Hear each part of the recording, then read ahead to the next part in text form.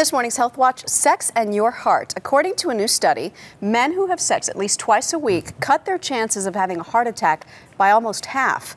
Early Show contributor Dr. Phillips of WCBS TV is here with more. Good morning, doctor. Good morning, Maggie. So I'm guessing this is welcome news for men. I mean, if your doctor handed you a prescription for sex twice a week, you wouldn't complain, would you? I'd run to fill it as soon as possible. How did they figure out that sex is so good for the heart? This was a very big study. It was published in the American Journal of Cardiology, and they looked at men over the age of 40. They found that those who had sex twice a week or more were 45% less likely to have serious heart disease than men who had sex less than once a month. Why is it so good for the heart? Well, it's thought to have sort of two components. One, there's a physical component. Regardless of what we might think, it is exercise. It's good for your heart. It theoretically burns 60 calories a session, which can add up if you have sex 12 times a month. It's equivalent to running 7 miles. But there's also an emotional component.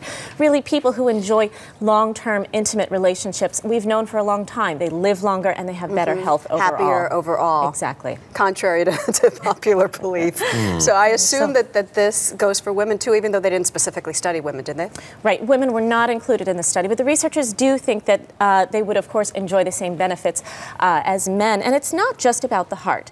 Having sex on a regular basis is thought to lower your risk of depression, for instance, through the release of hormones and endorphins. It lowers your risk of prostate cancer and can even boost the immune system. Right. So I can make a call to Tim Dutta, my cardiologist, and say, drop the Crestor and... Yeah. Well, yeah, not quite, but it actually is a good point.